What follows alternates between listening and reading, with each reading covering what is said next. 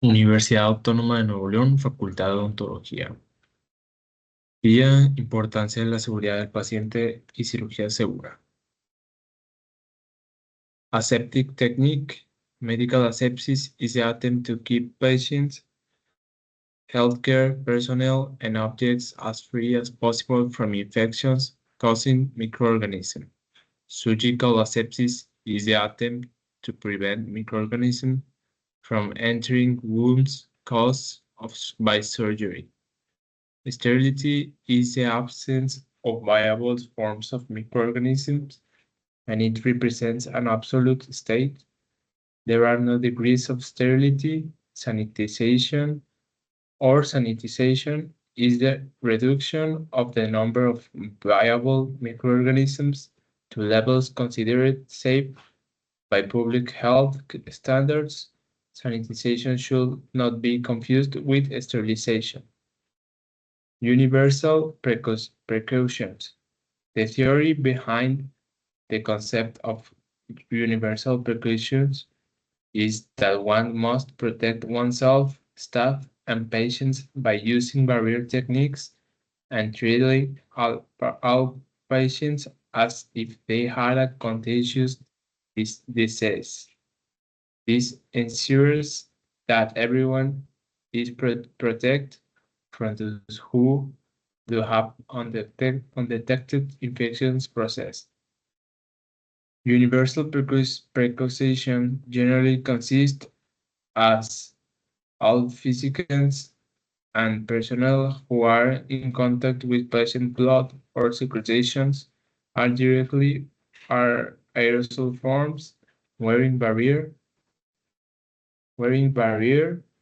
devices such as mask, eye protections, cap, and gloves. Universal precaution techniques are extended decontamination, disposal are surfaces exposed to patient's blood, tissues, or superface. Universal precautions. Finally, universal precautions require avoiding touching some surface, for example, the dental patient record, computer keyboards, lamp switches, and the telephone, with contaminated glove or instruments. Universal precaution in dentistry. Universal precaution constitute a set of measures designed to prevent the transmission of infectious disease between patients and healthcare personnel. The fundamental principle is to consider all blood and bodily fluids of any patient as potential infections, regardless of their diagnostics or apparent health status. This approach is particularly important in dentistry, where contact with blood and saliva is frequent, and aerosols that can contain pathogenic microorganisms are often generate. The rigorous implementation of universal precautions protects both personnel and patients from cross-contamination infections. Personal protect barrier, mandatory use of gloves, masks, eye protection, and gown for all procedures involving contact with blood or saliva. Gloves must be changed between patients and when they tear or become contaminated.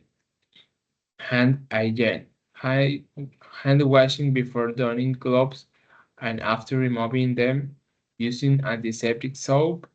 The use of glove does not replace hand washing. Handling of sharp instruments. Exercise extreme caution with needless scalpels and other sharp objects.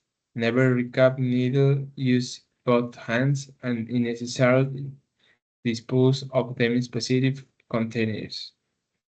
Cleaning and disinfection of surface. Disinfect all surface that may become contaminated during the procedures using appropriate products between patients.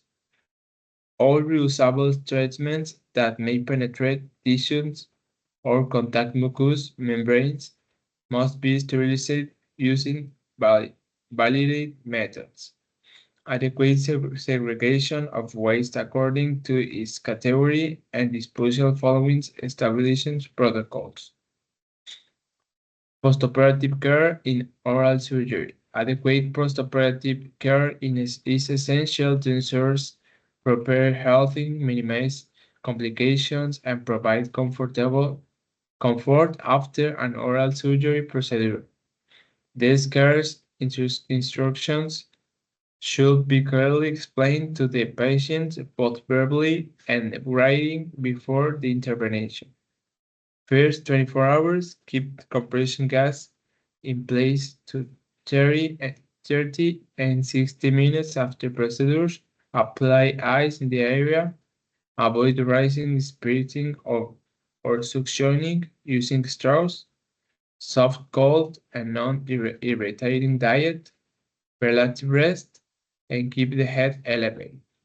2 and 3 days, start gently rinsing with lukewarm salt water or chlorhexidine as prescribed. Continue a soft diet, gentle tooth brushing. Continue with analgesic and anti-inflammatory medication. Monitor of signs of possible. And 4 and 7 days, removal non-reabsorbable sutures if applicable, gradual normalization of diet, gradual return to regular activities, complete oral hygiene, professional evaluation of healthing process, and following weeks, follow-up of healthing visit, and complete return to normal activities. And the ASA Physical Status Classification System is a grading system developed by the American Society of Anesthesiologists to assess a patient's health status before surgery of procedure requiring anesthesia. Here is the classification. ASA number 1 is a normal healthy patient, and these are examples of adults. ASA number 2, a patient with mild systemic disease. And ASA number 3 is a patient with severe systemic disease like morbid obesity and stable angina, pure myocardial infarction. The ASA number 4, a patient with severe systemic disease that is constant threat to life. This chronic like chronic obstructive pulmonary disease. ASA 5, moribund patient who is not expected to survive with the operation. And ASA number 6, a declared brain dead patients whose organisms are removed for donor purpose.